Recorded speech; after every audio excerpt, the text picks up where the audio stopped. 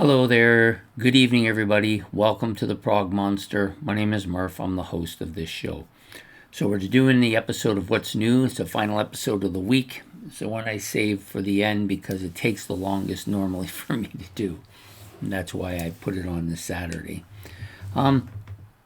Tonight's What's New album is Beyond the Black, Break the Silence, which is, I believe it's their 6th studio album. So the main person in this band is Jennifer Haben. She was the one that started the band. At first it was just her band, and now I think she's added people that have become permanent members of the band.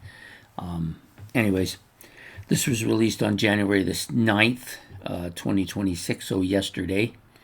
It's a power metal, symphonic metal album.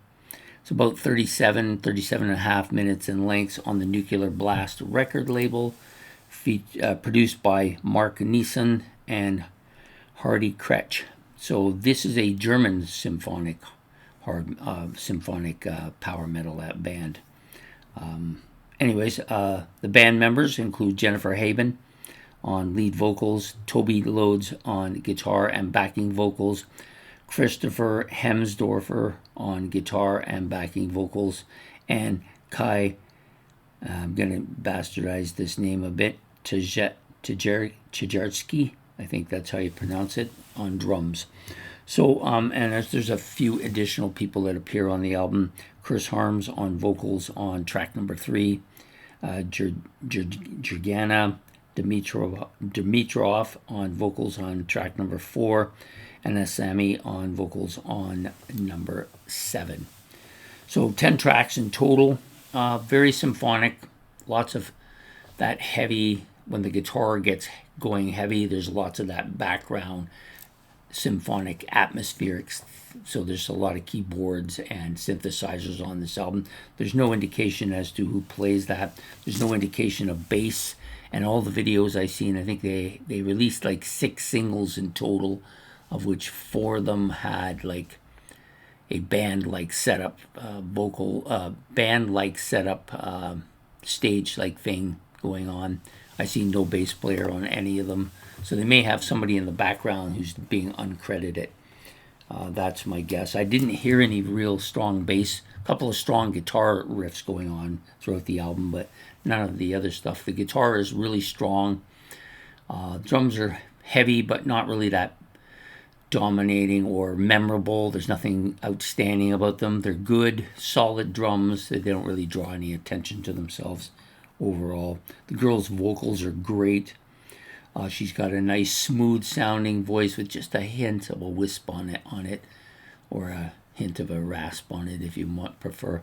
It's in the mid to high range, but not excessively almost what we would call falsetto. There's none of that. It's a pretty strong voice though. What else? Yeah, like lots of heavy beats. At times the music is fast. Other times it's melodic, slow, very symphonic most of the time. Lots of catchy riffs. So that's pretty much explains the album in a nutshell. There's a couple of songs that are a little bit different, and we'll get now into the breakdown of the songs. So we got the opening track. So they had 6 singles. The opening track was the first single, Rising High. Nice heavy guitar riffing here, complex and intricate sounds, which you will find throughout the album, especially where the guitar is concerned. The vocals are clear, strong, and dominant. That's also common throughout the album. It's a pretty catchy track. I liked it. The solo was good, but not dominating.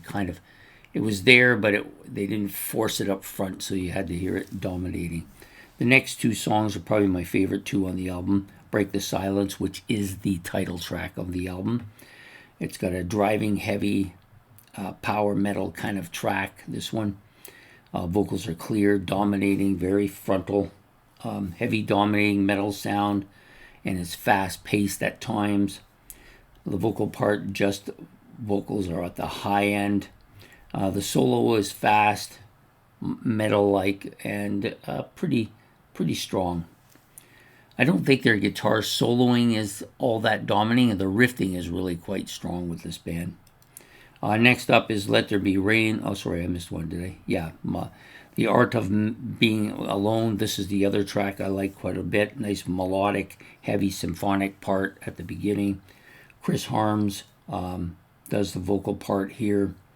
He's got a nice deep, husky, heavy voice, not raspy or not growly in any way, just really deep and heavy.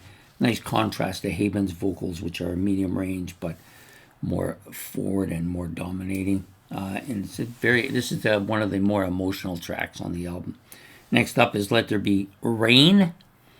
Nice twin female vocal part here. Nice opening, heavy. This is the one with Georgiana on vocals as well as Haben. Catchy, fast-paced track. The single vocal part is on the kind of high end. So when Haben comes in and does that high vocal part, she's solo, very high end. Next is a song called Raven. Nice acoustic part, opening up. Vocals are low, clear, with a hint of a bit of a huskiness to the voice as well. Strong, symphonic, atmospheric feel for this entire track. And it does jump up and get a bit heavier towards the middle of the song. And then it goes kind of back and forth between these crescendoing between the high stuff and the kind of low stuff. The back half of the album, maybe not quite as strong. Most of the songs are in the 6 range. A couple songs below that. This is the only part of the album with a weaker than a 6. The front half had nothing below a 6 to me. The next track is called The Flood. Keyboard part with some nice voice box sounding vocals. They're talking through the voice box. That's what it feels like or sounds like. Maybe a computerized part of it. And then you have this heavy, catchy riff. The vocals are heavy, bitey, but not particularly clear sounding here. You got a nice symphonic metal sound throughout this entire track, kind of dominating. Next is one of the weaker tracks on the album. It's called Can You Hear Me? It has an animated video with almost a anime-like video. Those Japanese, what do they call them, AIM or AIM? I can't remember how they call it. Kind of got that feel. I don't think it is one, but it kind of got that feel to it. It's a fast-paced opening. The vocals are clear, dominant, and forward, but not a terribly memorable track to begin with.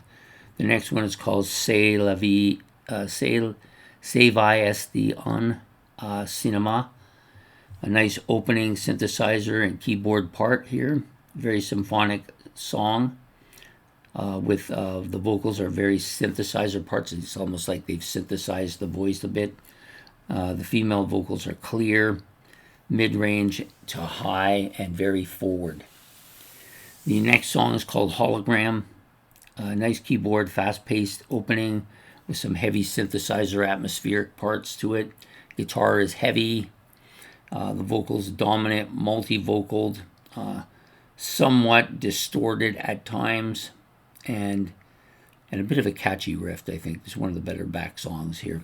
And then the last song on it, I'm going to bastardize this, I'll do the best I can, is Welsh Merch.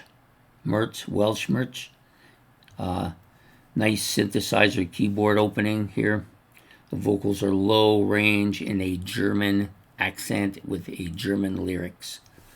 Low end symphonic track with perhaps some, it sounds kind of violinish, but it may be simply a keyboard sound that sounds violinish.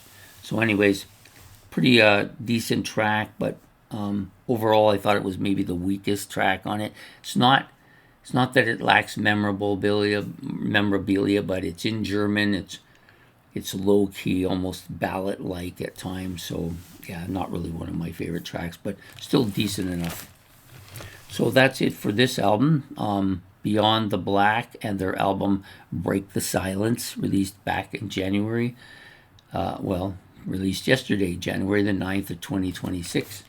So I hope you've enjoyed this episode of What's New. Please hit the like and subscribe. If you want to make any comments about, I forgot the name of the band already. Beyond the Black. I was wanting to say Black and Beyond. Beyond the Black. Hope you like the album Break the Silence. Please if you want, you can make comments on either of those, and that would be appreciated. So I will see you all next week for another episode of What's New. I've got a good one next week. This is a band that's got an AC/DC flavor to it, so hopefully everybody will enjoy that. So take care and have yourself a good one, and goodbye here from the Prog Monster.